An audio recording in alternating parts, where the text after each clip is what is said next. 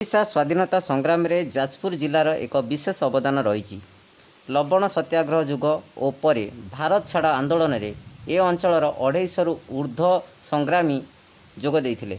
एमानक भितरे महिला संख्या किछि कम नथिला। राज्यर अन्यत्र गोटे अपेक्षाकृत क्षुद्र अंचलरू एते संख्यार पुरुष और महिला सत्याग्रही बाहरी थिबार उदाहरण आम राज्य स्वाधीनता संग्राम इतिहास रे विरल। स्वाधीनता संग्रामी स्वर्गत गोपबंधु तांका पत्नी रमादेवी पुत्र मनमोहन कन्या अन्नपूर्णा जहाँ करि जाइछंती ताहा आम ओडिशा स्वाधीनता संग्राम इतिहास रे एक गुरुत्वपूर्ण अध्याय। 1930 मसीह रमादेवी एक विशाल समावेश रे भाषण देथिले। 1932 रे पुरी रे निखिल भारत स्वेच्छासेवी मानक तालीम देवा पई बरी रे एक केंद्र गठन करा जायतिला। बरी सांप्रतिक जाजपुर जिलार एक धोइया अंचल। एटारे गमनागमन सेतेटा सुविधा नथिला।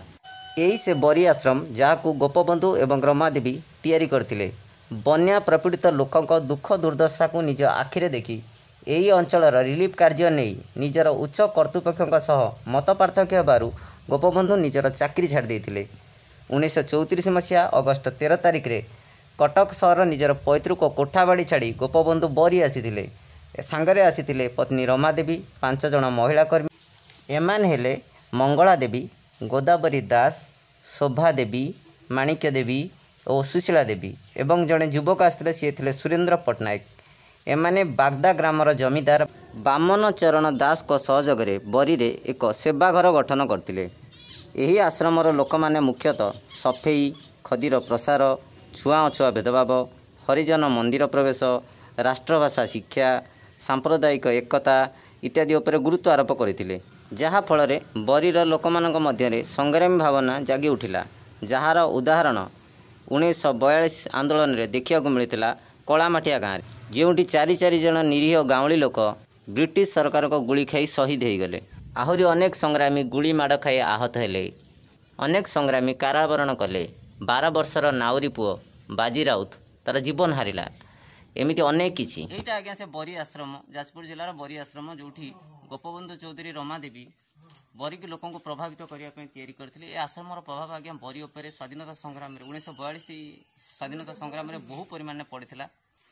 आ यार किछिटा झलक कलामाटिया रे देखिया मिलता।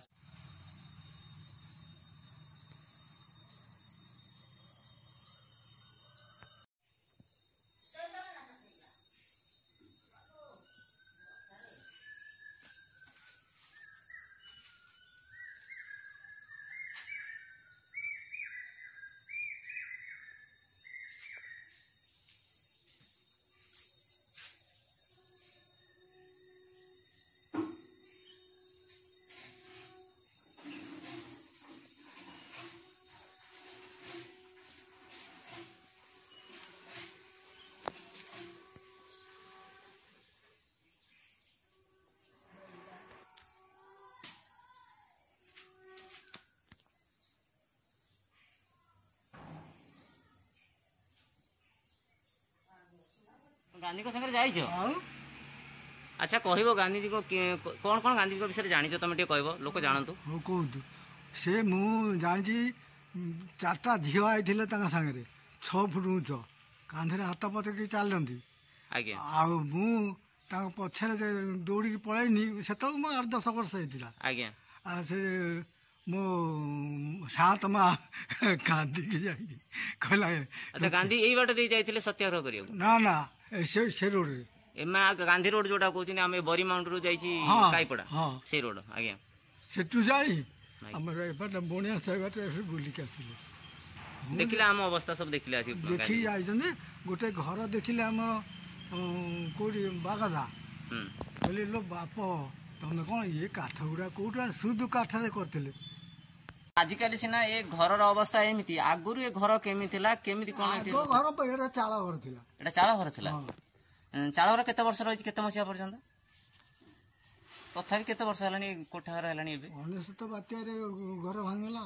19 तो परे परे एठी नुवा घर तैयारी हिछि। आउ किसी स्वाधीनता संग्राम विषय को सेते बेले आउ कोन कोन तमे देखिया सुजोग पाइछ जा सुनिछ नले जानिछ स्वाधीनता संग्राम? सुनिछि तो सुनिछि देखिया कथा। गोपबंधु रमादेवी को एठी आसी रहिवार जानिछ? हां से हम का के जदी खाइयो दे जा हो ବୁଝିଲେ? ଯାହା ତାଙ୍କ କୋଳରେ ତମେ ବଢିଛ। ହଁ। ଆମ ଏ ଯୁବପିଢି ପାଇଁ ଏଇଟା ତ ଖାଲି ଗୋଟେ ସ୍ୱପ୍ନ।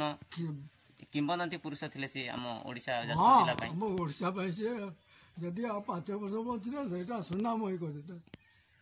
ଯାହା ମୋ ତମେ ଛୁଆ- ତାଙ୍କ ସାଙ୍ଗରେ କଟକ ଚାଲିକି ଯାଇଥିଲ? ହଁ ଗୁବାଙ୍କ ସାଙ୍ଗରେ ରାସ୍ତାଘାଟ କେମିତି ଥିଲା ସେତେବେଳେ? କିଛି ରାସ୍ତା ନଥିଲା, ତ କେମିତି କଟକ ଜାହାଜ କେମିତି କରୁଥିଲେ ଲୋକ? ଗୋଡ଼ ଚାଲିକି ଯିବ।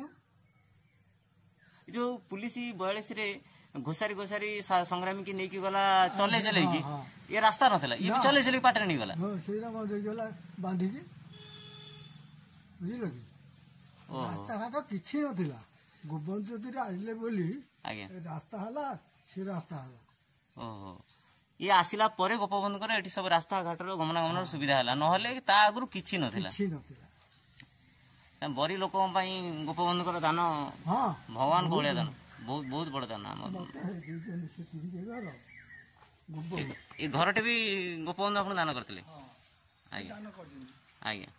ସିଏ ତାକୁ ତାକୁ